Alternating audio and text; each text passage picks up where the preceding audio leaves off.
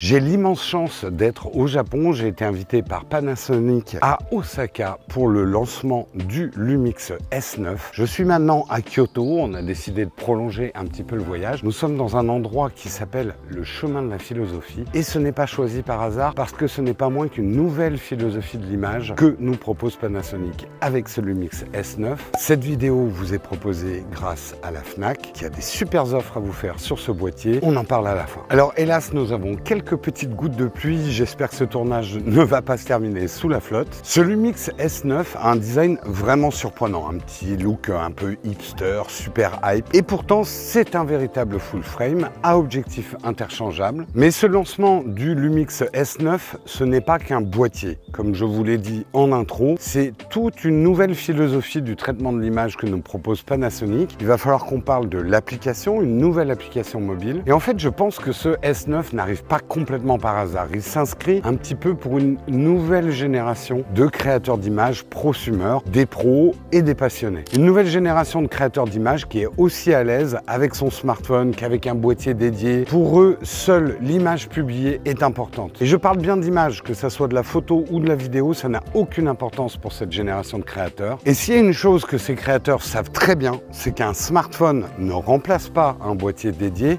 mais à l'inverse, un boîtier dédié ne remplace pas un smartphone dans des fonctions dans lesquelles il excelle, comme par exemple partager des images sur les réseaux sociaux. Et en fait, ce qui manque beaucoup aujourd'hui, c'est un espèce de trait d'union entre les boîtiers dédiés et les smartphones. Un système puissant pour capter des images professionnelles, mais avec la facilité d'édition et de publication d'un smartphone. On va bien sûr parler de ce boîtier, mais avant, il faut que je vous parle un petit peu de cet écosystème, cette philosophie que Panasonic est en train de mettre en place. Il la résume par shooter, éditer, partager, mais en barrant le mot éditer. En fait, la promesse de Panasonic, c'est d'aller plus vite entre le shooting et la publication, sans forcément passer par une case édition, qui est parfois laborieuse, chronophage. Donc comment Panasonic s'y prend pour nous permettre de partager le plus vite possible, tout en ayant des images très stylées. Pour vous expliquer, regardez cette vidéo du château d'Osaka. Ce premier plan est dans ce qu'on appelle le V-Log. C'est un format qu'on utilise beaucoup en vidéo pro parce qu'il permet d'augmenter la plage dynamique. Le processeur peut se concentrer sur les nuances de lumière parce qu'en fait, la couleur et les tonalités, c'est une variable qu'on peut ajouter en post-production. Et justement, pour obtenir ces contrastes et cette couleur, on passe par ce qu'on appelle une table de conversion. Et c'est justement cette table de conversion qu'on appelle un LUT. Ce qu'il faut que vous compreniez, c'est qu'il y a une grande différence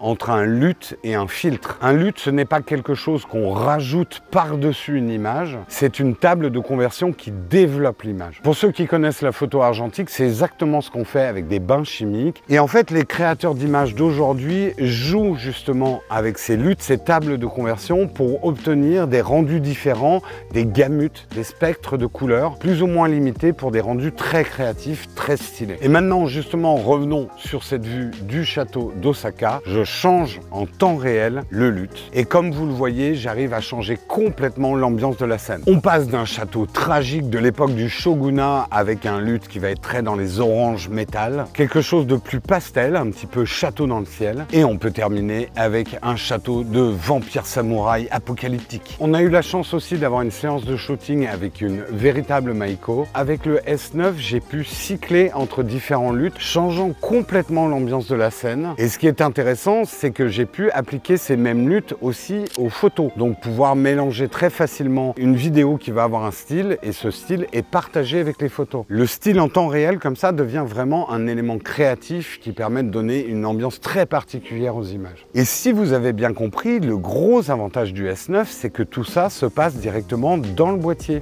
Je n'ai pas besoin de passer par un logiciel de retouche ou un logiciel de montage vidéo pour appliquer les LUT. Du coup, je peux publier les images directement après le shooting. Et tout ça est d'autant plus facilité qu'ils ont eu la bonne idée de mettre un bouton LUT qui permet d'appeler et de cycler parmi les LUT. Donc pas la peine de se balader dans des menus compliqués. En fait, l'immense avantage de ces LUT qui sont partagés tant sur les vidéos que sur les photos, c'est que ça va vous permettre tout au long d'un shooting et même sur plusieurs jours de garder le même style. Je vous montre par exemple cette séquence où on mélange des photos et des vidéos courtes, toutes traitées avec le même LUT, directement publiables. Tout reste un petit peu dans les mêmes tonalités avec le même style. Ce que vous devez retenir, c'est que les LUT, c'est pas nouveau. ça existe depuis très longtemps. La grosse nouveauté, c'est que tout se passe sur le boîtier. Je rassure néanmoins ceux qui veulent travailler avec des sources brutes, qui préfèrent intégrer les luttes en post-production, c'est tout à fait possible aussi avec le S9. Mais d'avoir comme ça des vidéos et des photos directement publiables, c'est ça qui est intéressant. Mais là, vous allez me dire, oui, mais là, pour l'instant, c'est dans ton boîtier.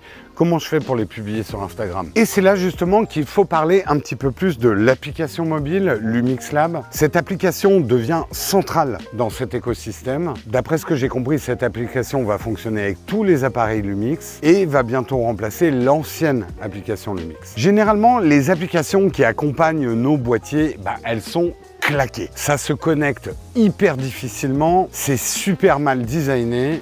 Tout change avec Lumix Lab parce que justement on sent qu'elle a été conçue pour être centrale dans cet écosystème. Déjà le design est super propre et elle va vous permettre de faire des choses très intéressantes avec votre Lumix S9.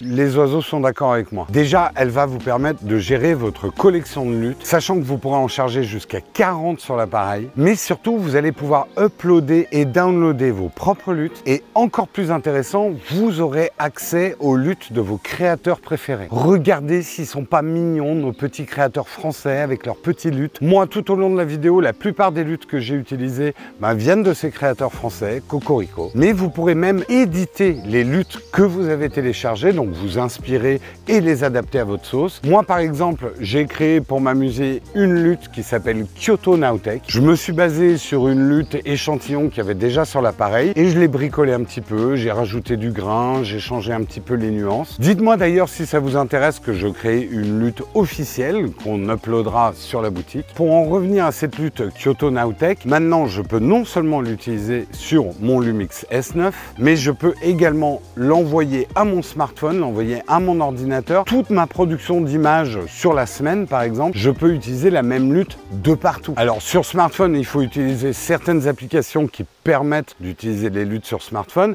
mais moi je trouve ça absolument génial. J'ai plus besoin de me prendre la tête, je peux filmer avec ça, je peux filmer avec ça, les deux vont ensemble. Je vais m'arrêter là sur les luttes parce qu'on pourra en parler pendant des heures. Sachez qu'il y a des fonctions encore plus évoluées. La deuxième fonction essentielle de cette application, ça va être bien sûr le transfert d'images. Et là pour le coup, Panasonic a vraiment optimisé le process. La connexion avec l'appareil est super simple. Parfois il faut insister 2-3 fois pour raccrocher le Wi-Fi de l'appareil, mais ça marche, c'est fiable, ça tient. Mais surtout les vitesses de transfert ont été optimisées. On a du Wi-Fi en 5 GHz, on a du Bluetooth 5 et je peux vous dire ça marche vraiment. En pleine foule, au milieu des touristes, à Kyoto, avec toutes les perturbations des smartphones, j'arrive à transférer des gros fichiers, des RAW plus JPEG en fine, hyper rapidement sur mon smartphone. Pour ce qui est des vidéos, attention, tous les formats ne permettent pas le transfert.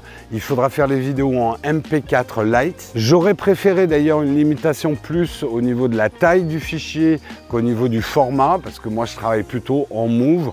Ça viendra peut-être plus tard dans les mises à jour. Au moment où je vous parle, l'application est en V1. Bien évidemment, c'est un petit peu le début. Il y a bien sûr quelques bugs encore, mais ça marche plutôt bien. Toutes les photos que vous avez vues sur notre Instagram ces derniers jours, eh bien, elles ont transité par Lumix Lab. Moi, j'adorerais que Panasonic aille encore plus loin avec ce Lumix Lab, notamment avec des outils de publication avancés vers les réseaux sociaux et surtout vers Instagram. Tout n'est pas encore parfait. Moi, je trouve qu'il y a encore des confusions avec ces histoires de filtres créatifs qui sont encore là et les luttes. En tout cas, cette application est vraiment bienvenue. On sent que Panasonic a vraiment compris que le monde de la production d'images est en train de changer drastiquement. La photo populaire n'existe pas que dans des galeries. Il y a toute une vie artistique et populaire sur les réseaux, n'en déplaise à certains. Alors, avant que les vieux réacs de la photo ne me brûlent sur un bûcher avec un petit panneau hérétique, on va peut-être parler du boîtier maintenant. Parlons maintenant un petit peu de design, et le design va aussi dans ce sens d'une nouvelle philosophie de l'image. Déjà, on ne peut pas être indifférent au choix de 4 couleurs pour le boîtier: rouge, vert olive, bleu et noir. Même si ça commence à se faire chez les autres, c'est quand même un design assez innovant pour un full frame. On est dans un design minimaliste qui va à l'essentiel, et ça manquera justement peut-être un peu d'options pour ceux qui veulent des caméras plus lourdes, plus grosses en production. Je pense notamment à l'absence d'un joystick qui sert beaucoup pour certaines prods. Moi, j'aime énormément cette disposition de boutons. Tout est très facile facilement accessible, on n'est pas noyé sous les options. Et puis tous les boutons sont paramétrables, donc vous pourrez vraiment le configurer comme vous l'entendez. Par contre, il y a une chose que j'ai pas beaucoup aimé, c'est la petite molette de sélection que je trouve beaucoup trop sensible. Il faudra un crantage un petit peu plus ferme. Et j'avoue que j'aurais pas dit non à un petit bouton de sélection ici en haut à gauche, autant pour des raisons pratiques que pour des raisons esthétiques. On va dire que c'est ma wishlist pour une V2. Bien sûr, l'élément central de cette philosophie, on le retrouve dans ce bouton lutte. La caméra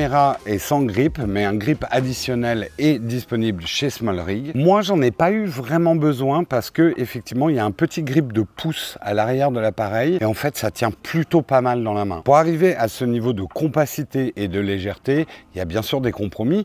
On a du coup pas de refroidissement. En tout cas, on n'a pas de refroidissement actif. Il n'y a pas de ventilo. Alors, ça a plusieurs effets de bord. D'abord, un effet de bord positif, c'est qu'on a énormément d'autonomie. Par exemple, on a fait un gros tournage au Fushimi Inari, 4-5 heures de tournage sans lâcher la caméra, des photos, des vidéos, de la haute def. J'ai filmé les 10 000 Tori un par un, non je déconne. Et ben, je peux vous dire qu'il me restait la moitié de la batterie, j'en revenais pas, je pensais qu'il y avait une erreur. Bien sûr, on a un USB-C complet, donc on peut le charger même quand on l'utilise. Ça peut servir sur certains tournages. Mais par contre, il y a une contrepartie à ce refroidissement passif. On imagine bien qu'avec l'énorme capteur et le coprocesseur, eh bien, il y a de la chauffe. Pour contrecarrer ça, Panasonic a imposé une règle, c'est que la vidéo ne doit pas durer plus de 15 minutes d'enregistrement.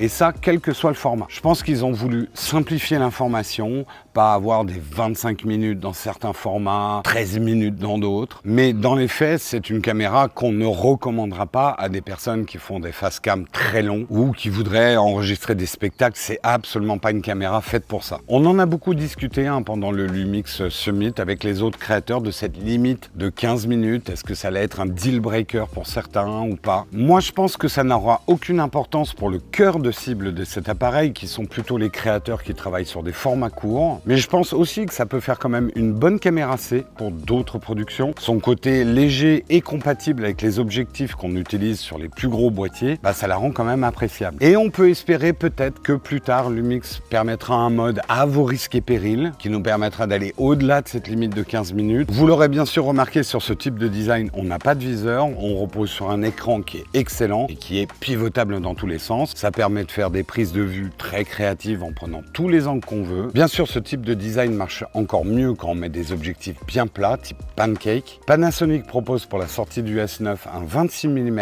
f8. Alors, c'est un objectif un petit peu particulier, c'est un objectif extrêmement léger, finition plastique, entièrement manuel, il n'y a pas d'autofocus, ce qu'on appelle un peu des toy lens. Ce qu'ils nous ont dit, c'est que c'était très à la mode en Asie pour les photographes. Moi, j'avoue que c'est moins mon truc, mais bon, il n'est pas très cher cet objectif. Mais bien sûr, on espère que Panasonic va augmenter sa collection de pancake. Ils ont déjà annoncé pour l'année 2024 un 18-40. On espère que la famille s'agrandira. Moi, j'avoue que mon rêve, Panasonic, si vous nous écoutez, c'est qu'ils déclinent leur excellente gamme de focales fixes en format pancake. J'avoue qu'un 35 mm tout plat avec autofocus, ouverture, allez, 2,8, ça me ferait carrément rêver. Bref, on aime ou on n'aime pas ce type de design. C'est vrai qu'avec des objectifs longs, bah, ça a un certain look. Moi, je trouve ça chouette, un design un petit peu rétro, quelque chose de plus compact, plus facile à mettre dans le sac, qui est moins engageant comme caméra. Un bel appareil qu'on a envie de montrer, qu'on peut porter avec une simple Dragon. Mais attention, il n'est compatible qu'avec les sangles de hipster super stylés, sinon ça marche pas. J'ai sorti le petit impair parce qu'il se met à pleuvoir un petit peu plus fort. Et si on veut que vous voyez la vidéo à temps, on n'a pas le choix, il faut qu'on tourne aujourd'hui. Je dois faire gaffe aussi parce que l'appareil n'est pas tropicalisé, donc je vais le mettre un peu par là. On va parler du hardware du Lumix S9,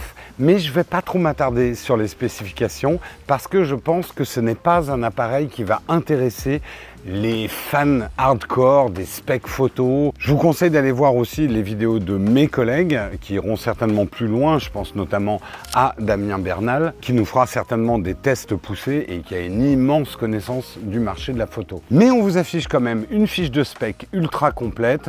Le temps que je boive une merveilleuse gorgée de mon fruit au lait, eh bien vous avez le temps de faire une capture pour pouvoir lire ça tranquillement.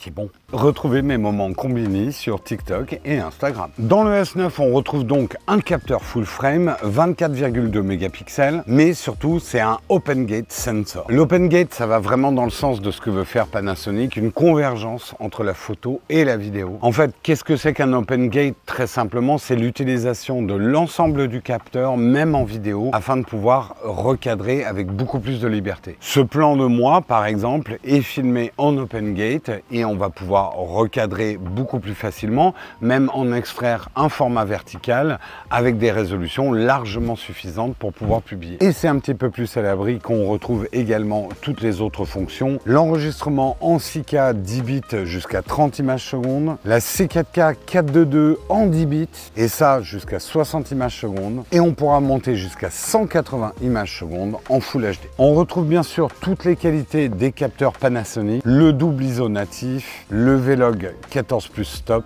Alors attention, sur ce boîtier, il n'y a pas d'obturateur mécanique, c'est uniquement de l'obturateur électronique. Ça, c'est sûr que ça risque de bloquer certains. On sait que les obturateurs électroniques, ça a des gros avantages, mais ça a aussi des inconvénients. On a du rolling shutter, on peut avoir des problèmes avec certains éclairages urbains. C'est une des limitations de l'appareil. On retrouve la fameuse double stabilisation qui est excellente, stabilisation du capteur, plus la stabilisation de l'optique. Et comme c'est beaucoup plus compact, je me dis que ça peut faire un outil de choix, notamment pour les vlogueurs. Mais qui dit vlogueur dit bien sûr autofocus. Et bien maintenant que Panasonic est passé à l'autofocus hybride, c'est excellent. Je trouve même que Panasonic, à fur et à mesure des mises à jour, fait des pas de géant pour rattraper ces années de retard et d'errance. Je vous laisse juger sur ces quelques scènes que je vous montre. Regardez comme l'autofocus accroche bien les sujets. On peut bien sûr après le paramétrer pour qu'il l'accroche plus ou moins vite et qu'il ait plus ou moins de persistance. Quand on parle de Lumix, on pense évidemment vidéo et on oublie souvent de parler des performances photo qui sont aussi excellentes. Et là, spécifiquement pour la photo, on va avoir des rafales 30 IPS, un système de pré-rafale et de la haute résolution à 96 mégapixels à main levée. Le S9 a également un zoom hybride et un zoom de recadrage. Laissez-moi vous expliquer parce que c'est vachement bien. Le zoom hybride, en faisant un recadrage sur le capteur, va étendre la plage focale de votre zoom. Par exemple, mon 28-70 Sigma devient un 28-109 et ça sans trop de perte de qualité, ça se voit à peine. J'espère vraiment que Panasonic va étendre cette fonction à d'autres boîtiers. Je rêverais d'avoir ça sur le S5 II. Le zoom de recadrage, quant à lui, va vous permettre d'avoir un effet de recadrage en croppant sur le capteur de manière contrôlée, un espèce de zoom motorisé. C'est très joli, notamment quand on fait des objets. Il y a encore d'autres fonctions, je pense que j'ai pas tout dit, sinon la vidéo durerait 3 heures. Globalement, ce que vous devez vraiment retenir, c'est qu'en termes de performance, de spécification, c'est un petit peu quand même un S5 II dans un boîtier beaucoup plus compact. Et ça, c'est quand même assez fort. Bon, c'est bien beau tout ça, mais il y a un moment, il va bien falloir passer à la caisse. Combien il coûte ce petit bijou? Eh bien, le boîtier nu coûte 1699 €, hein, pas yens, sinon il serait vraiment pas cher. Clairement, ce positionnement prix n'en fait pas un boîtier pour le tourisme, pour les photos de vacances. On est quand même dans du haut de gamme, du milieu de gamme haut de gamme. Bien évidemment, il y a des offres bundle avec des objectifs, l'ensemble de la gamme des objectifs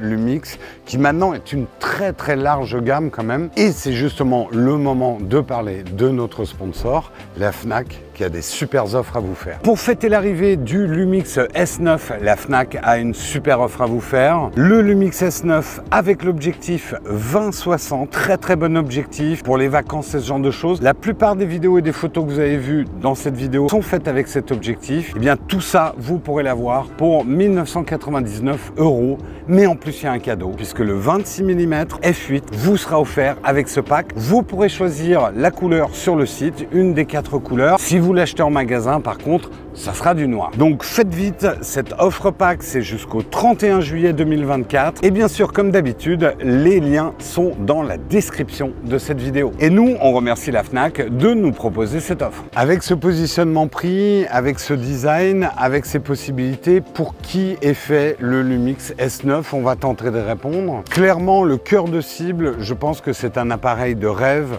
pour tout créateur d'images qui poste énormément sur les réseaux sociaux, Instagram spécifiquement, des gens qui sont extrêmement mobiles, qui ne veulent pas s'encombrer d'un gros boîtier avec grip profond et tout le tralala des pros, qui ne veulent pas être obligés d'ouvrir leur ordinateur pour faire de l'édition photo, pour donner du style à leur création. Pouvoir faire ça entièrement sur le boîtier, je pense que ça va être un vrai atout pour certains. Mais je pense d'une manière plus large, c'est un boîtier qui va beaucoup plaire à une nouvelle génération qui jongle allègrement entre vidéo et photo, qui a les compétences dans les deux formats. L'important pour eux étant l'image, l'impact de leurs images. Et moi, j'aime plutôt cette philosophie. Je vais même vous dire, alors peut-être c'est parce que je suis au Japon, mais ça m'a donné envie de refaire de l'Instagram. J'avais plus trop le temps, plus trop l'envie. Mais là, avec ces nouvelles possibilités créatives, c'est pas mal. Et surtout, et c'est peut-être le plus important, j'ai trouvé que c'était un appareil extrêmement fun à utiliser. Ça, c'est quelque chose qui est parfois difficile à expliquer. C'est pas quelque chose qu'on retrouve dans la fiche de spec. C'est un mélange d'ergonomie, de possibilités du boîtier, mais en tout cas, j'ai énormément de plaisir à l'utiliser, même sous la pluie. Et j'en profite d'ailleurs pour remercier Panasonic de m'avoir invité au Lumix Summit et de m'avoir fait un prêt long terme de ce boîtier. On remercie bien évidemment la Fnac de nous avoir permis de vous proposer cette vidéo. Allez voir toutes les autres vidéos de mes collègues. Je vous mets une liste dans le descriptif. Et je vous invite également à regarder des tests de créateurs qui n'étaient pas au voyage au Japon. Ça peut être intéressant de voir si j'ai perdu mon objectivité au fond d'un bol de ramen. On se retrouve très bientôt pour une autre vidéo.